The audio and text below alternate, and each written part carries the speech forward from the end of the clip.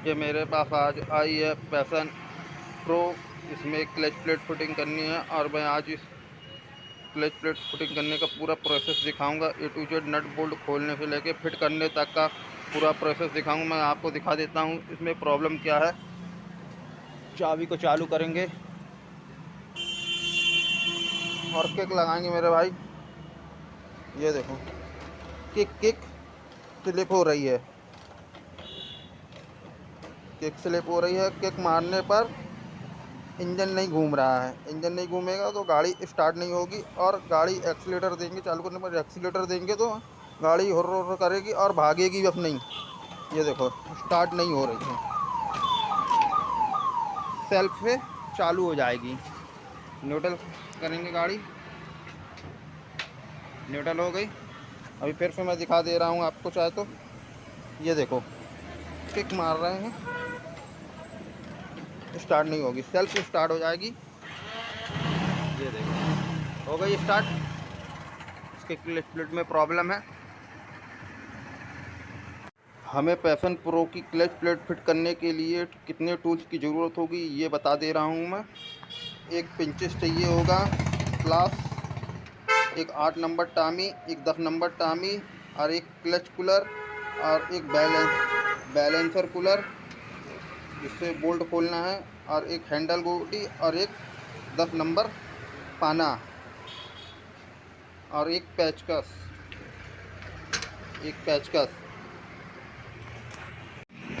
Clutch plate खोलने के लिए हमें किक का 10 नंबर ये बोल्ट खोलना होगा, और किक को बाहर निकालना होगा, और एक इसको खोलना होगा, क्लच केबल को खोलना होगा, इसको भी बाहर निकालना होगा, और एक ऑयल गेज को बाहर निकालना होगा। और ये 8 नंबर बोल्ट लगे हुए हैं, ये 8 नंबर बोल्ट लगे हैं, इनको पूरा खोलना होगा, निकालना होगा। चलो भाई तो खोलते हैं और आपको दिखाते हैं, वीडियो में बने रहना।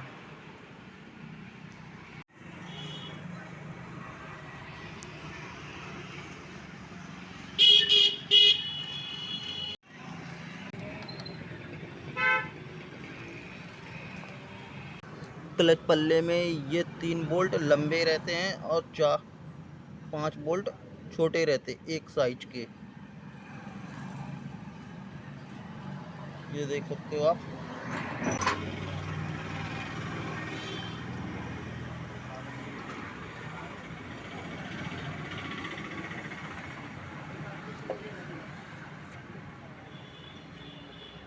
अकेले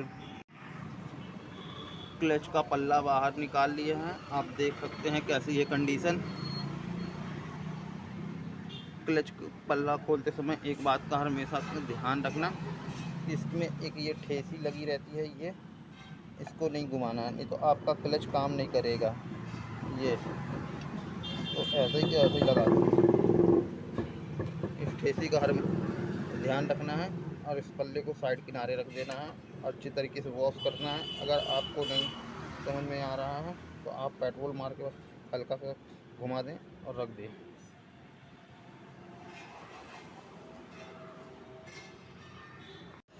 क्लच खोलने के लिए सबसे पहले हम बैलेंसर को निकालेंगे, इसके ये 8 नंबर स्क्रू निकालेंगे। ये जो ये बिड की सहायता से, ये चौड़ी बिड है, मैं ये पेंच हैं, इनको खोल लेना है। मैंने ढीला कर लिया है।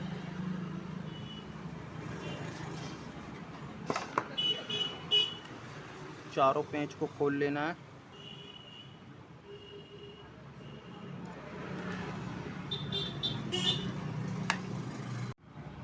पेचकस की सहायता से इस प्लेट को बाहर निकालेंगे।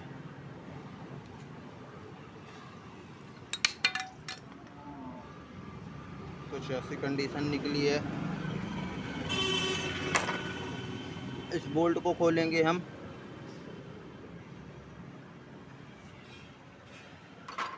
इस क्लच कूलर की सहायता से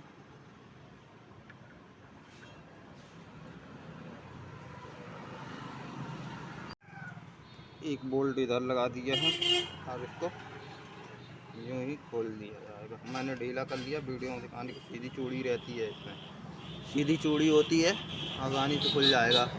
स्प्लेंडर की गाड़ियों में सभी में सीधी चूड़ी रहती है। एक गाड़ी को देख लोगे तो सभी में खुल जाएगा। ये निकला है भाई एक बोल्ट, और इसके अंदर एक रहता है वाफर। ये वाफर लगा रहता है, इसको ध्यान से, ये ऐसा लगा रहता है ऐसा, और निकाल लेंगे बाहर।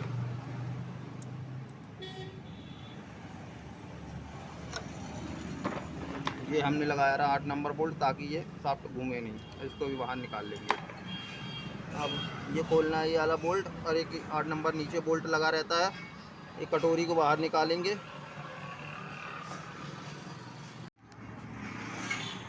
कटोरी के ये 2 8 नंबर छोटे बोल्ट निकले हैं।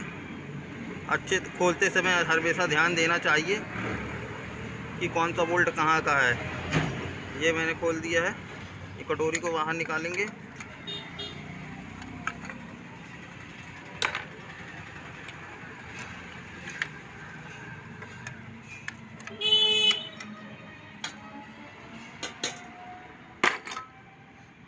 क्लच खोलने के लिए ये 8 नंबर 10 नंबर बोल्ट निकालना है। चारों 10 नंबर बोल्ट खोल लेते हैं, फिर मैं दिखाता हूँ।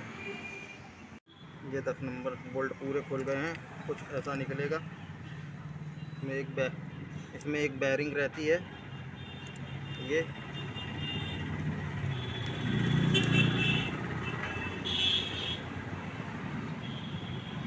आप क्लच खोलते समय एक बात का हमेशा ध्यान देना, जो पार्ट जहाँ लगा रहता है उसको वहीं लगाना होता है, और जो बोल्ट जहाँ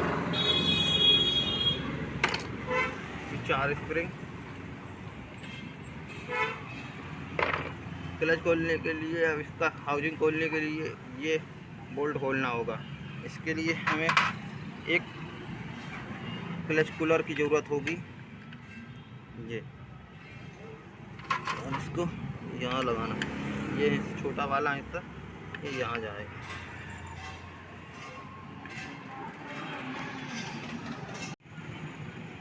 ये वाला बैलेंसर और ये वाला क्लच दोनों एक ही तरफ खुलेगा। आप आसान भाषा में ऐसा भी समझ सकते हैं कि इसको हमें ऊपर से पिछले चक्का की तरफ खींचना होगा, और ये आसानी से खुल जाएगा। जैसे कि ये मैंने खोल दिया, ये सीधा घूम रहा, ये खुल गया। साइड रख देंगे, इसको आराम से निकालेंगे। इसमें एक वाफर होगा, इसको वाफर भी निकाल देंगे। आप चाहो तो एक एक पार्ट खोलते जाओ और फ़ोटो भी खींच के रख सकते हो, ताकि आसानी पड़े आपको फिट करने में। मेरा रोज़ का काम है, इसलिए मैं आसानी से खोल सकता हूँ, आसानी से फिट कर सकता हूँ। इसको आसानी से निकालेंगे एकदम। ये निकल गया। आप खोलते समय इस बात का ज़रूर ध्यान देना कि कौन सा स्क्रू कहाँ का है। वाफर, एक ये वाफर निकला है, देखो आप, ये गिर गया है वाफर। एक कटोरी की वाफर ये है।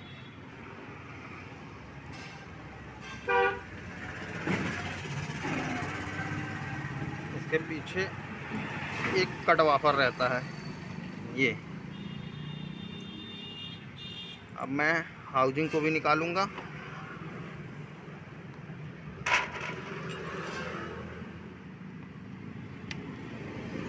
बुश है एक,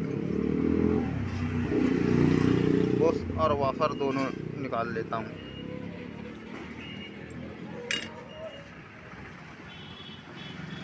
आप कैसे पहचानोगे कि क्या क्या इस पार्ट ख़राब है क्लच प्लेट में,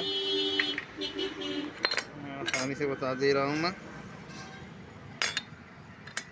इसकी प्रेशर प्लेट बहुत कम ख़राब होती है।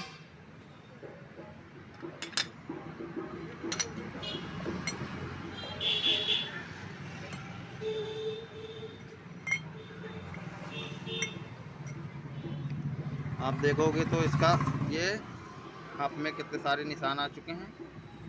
ये हब ख़राब हो चुका है, और ये सेंटर भी ख़राब हो चुका है।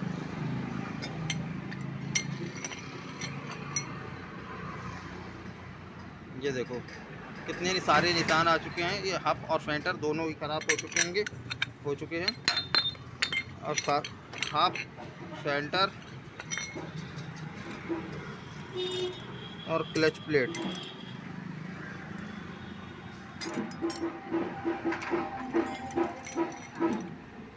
इसमें हब और फेंटर और क्लच प्लेट फिट करेंगे, गाड़ी एकदम मक्खन भागेगी। चलो भाई, इसको पूरे पार्ट को अच्छी तरीके से क्लीन कर लेंगे, सारे पार्ट को अच्छी तरीके से क्लीन कर लेंगे, उसके बाद फिट करेंगे। सारे पार्ट को हमने अच्छी तरीके से क्लीन कर लिया है। ये इसका बैलेंसर है, ये हाउसिंग है, ये इसके पल्ला है, क्लच पल्ला को अच्छी तरीके से साफ़ कर लेना चाहिए। और ये इसके नट बोल्ट हैं, सारे रखे हुए हैं। ये देख सकते हैं सारा ये मटेरियल है, जो पार्ट हमें लगेंगे सारे मटेरियल को ले आया हूँ मैं। अब चलते हैं सीधे। सारे पार्ट को अच्छे से क्लीन कर लिया गया है। आप देख सकते हैं हमने सारे पार्ट को एक एक करके सारे नट बोल्ट से लेके चैम्बर तक सब क्लीन कर लिए हैं। ये रहा उसका जितना पार्ट डालना है, ये सब सामान ले आया हूँ मैंने। हमने इंजन चैम्बर को अच्छी तरीके से क्लीन कर लिया है, ताकि ऑयल दोबारा इसमें नया डाला जाएगा तो ख़राब नहीं होगा ऑयल जल्दी, और क्लच प्लेटें ख़राब नहीं होंगी। चैम्बर के चारों तरफ हमने पैकिंग भी अच्छी तरीके से छुटा लिया है। इसमें न्यू पैकिंग क्योंकि फिट करनी है, ताकि ऑयल का लीकेज कहीं से भी ना हो, और पल्ला एकदम सूखा होना चाहिए। सबसे पहले हम इस ऑयल फिल्टर को लगाएंगे। ये ऑयल फिल्टर है जो यहाँ लगेगा, ये सीधे ऐसा जाएगा। ये ऑयल फिल्टर लगा दिया है हमने। उसके बाद एक ये मोटा वाफर लगेगा जो यहाँ लगेगा, ये। इसके बाद एक ये बुश जाएगा जो ये ऐसे लगेगा। इसके बाद ये हाउजिंग को ये सेट हो गई। फिर एक ये कट वाफर रहेगा जो इसको ऐसे लॉक करके रखता है, ये लॉक हो गया। अब के बाद ये हाउजिंग लगेगी, और इसके बाद यहाँ पर ये जो निशान दिख रहे हैं,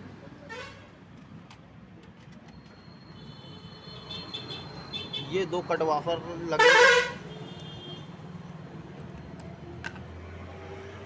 कट वाफर लगाने के लिए हमें थोड़ा सा ग्रीस का इस्तेमाल करेंगे।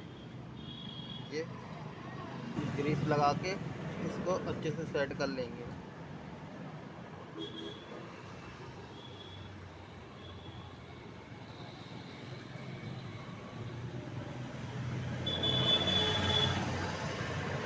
ये ऐसा सेट हो जाएगा, दोनों आपस में टच हो जाएगा ऐसा।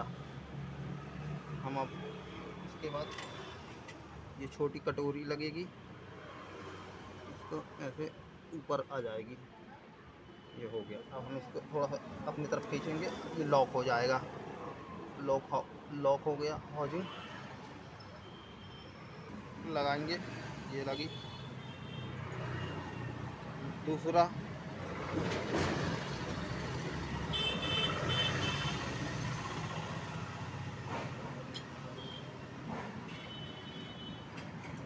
फिर क्लच प्लेट, फिर प्रेशर प्लेट,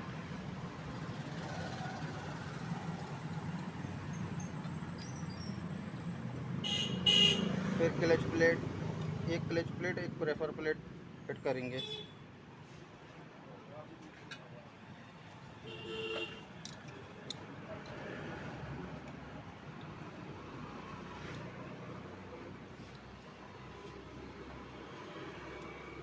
ये हो गई।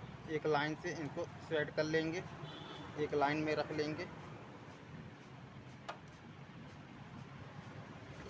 इसके बाद ये जो दांते हैं और ये दांते हैं,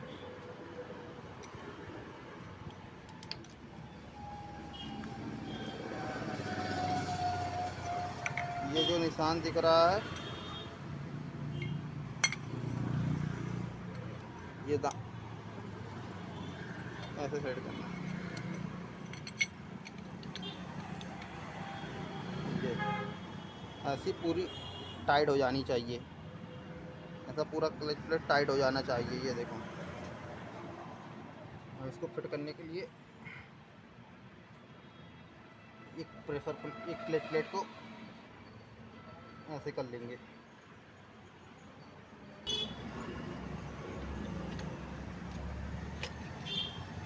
ये पूरा सेट हो गया। घुमा के चेक कर लेना चाहिए, कहीं टाइट नहीं जाने चाहिए।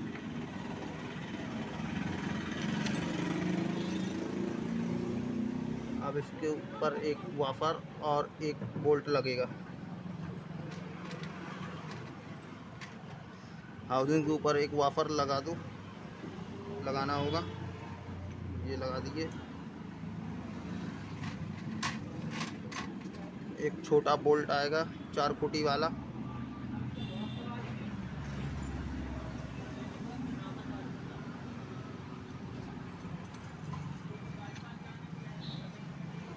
इसको टाइट करने के लिए हमें एक क्लच पुलर की ज़रूरत पड़ेगी।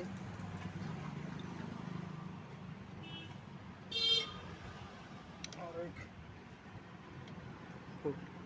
पुलर की ज़रूरत पड़ेगी।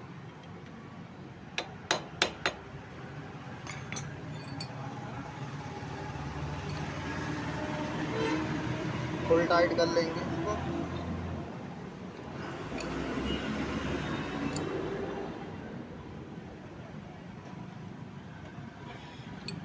टाइट हो गया, तो घुमा के चेक करना। बोल्ट को टाइट करने के बाद ये जो 4 खूंटी दिख रही है, इनमें से 2 खूंटी पकड़ के अपने तरफ खींच के थोड़ा सा देखना चाहिए कि इसमें प्ले है कि नहीं। अगर प्ले है तो मतलब सब कुछ सही है। चारों स्प्रिंग और चारों बोल्ट लगा के क्रॉस बाई क्रॉस टाइट करेंगे, अच्छी तरीके से टाइट कर लेंगे। इतना ज़्यादा टाइट भी नहीं करेंगे कि इसका चूड़ी स्लिप हो जाए।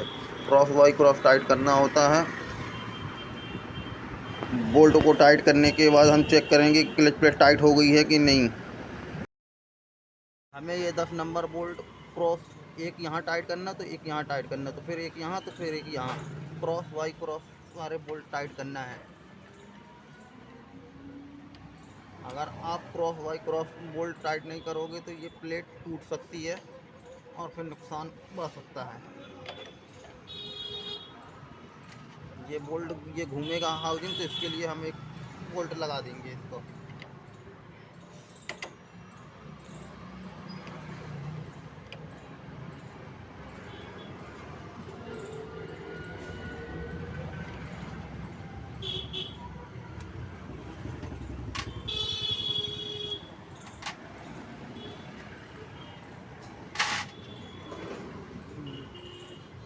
क्लच प्लेट फिट करने के बाद, बोल्ट टाइट करने के बाद हमें ये बेरिंग लगा देना है। ये पूरी ऐसी सेट चली जाएगी अंदर। क्लच जब ये बोल्ट टाइट हो जाएंगे तो ये पूरी फुल टाइट हो जानी चाहिए। ये पूरी फुल टाइट हो जानी चाहिए क्लच प्लेट, कहीं भी कोई प्ले नहीं रहेगा। ये प्लेट पूरी टाइट हो जाती है। ये पूरी प्लेट टाइट हो जानी चाहिए ये स्प्रिंग के बोल्ट टाइट करने के बाद।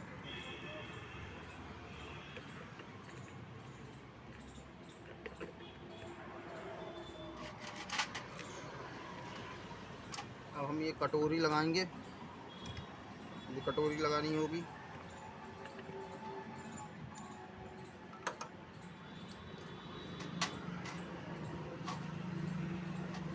कटोरी के 2 बोल्ट रहेंगे, छोटे बोल्ट रहते हैं 8 नंबर।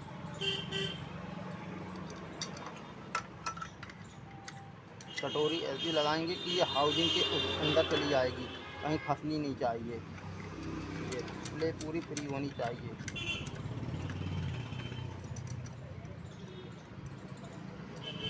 8 नंबर बोल्ट,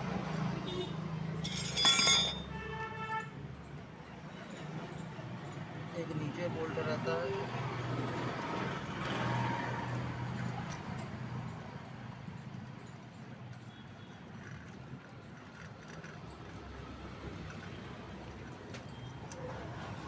टाइट कर लेंगे हम इसको अच्छे तरीके से।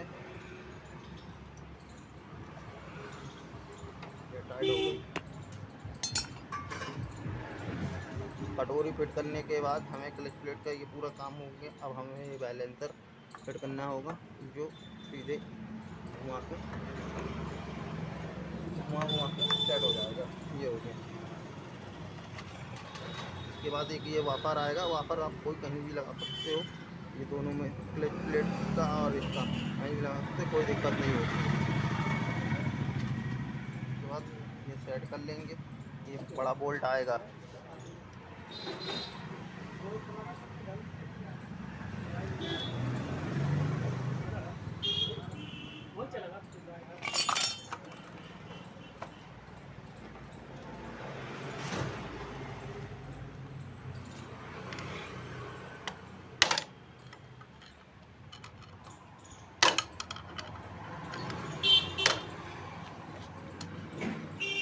हमने फिट कर लिया है इसको भी। बैलेंसर इसका फिट हो गया है, बोल्ट भी टाइट हो गया है।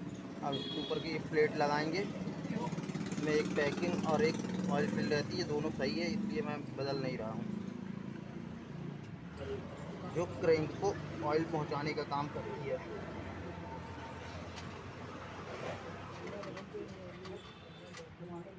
ये 4 स्क्रू लगेंगे।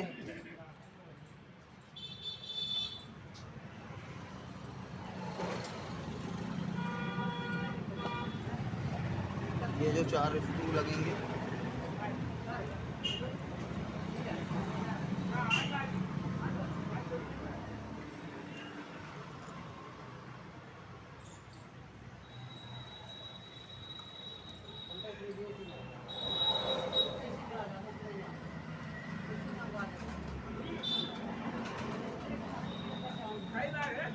चैम्बर फिट करने से पहले हम ये वाला बुश लगाएंगे चैम्बर में, जो यहाँ लगेगा। ये आप ग्रीस भी लगा सकते हो, ग्रीस भी हल्का सा लगा सकते हो, ताकि अगर आप नए हो तो आप ग्रीस लगा लो ताकि ये गिरे ना। ये मैंने ग्रीस लगा दिया है, देख सकते हो। इसमें लगाएंगे पैकिंग।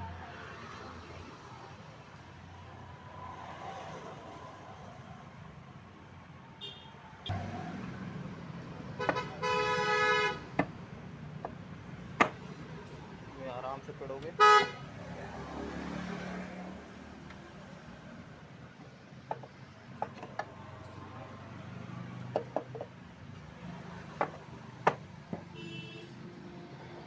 पल्ले को पैक कर नट बोल्ट लगाने से पहले हमें इस लीवर को, ये वाले लीवर को, क्लच लीवर को ऐसे दबा के ऊपर उठा के चेक कर लेना चाहिए कि बाहर पल्ला आ रहा है कि नहीं। अगर बाहर पल्ला आ रहा है तो इसका मतलब ये है कि क्लच प्लेट की फिटिंग सही फाड़ हुई है। ये हमने चेक कर लिया, इसका लीवर दबा के ऊपर से चेक कर लिया, ये बाहर आ रहा पल्ला, इसका मतलब कि क्लच प्लेट की फिटिंग सही हुई है। अब इसको पूरे नट बोल्ट लगाएंगे।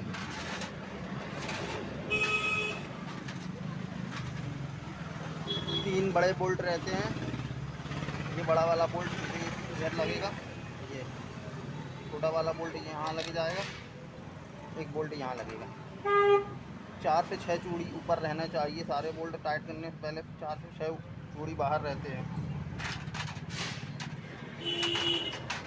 बाकी 8 नंबर बोल्ट ये है, बाकी 8 नंबर बोल्ट ये हैं जो नीचे लगेंगे।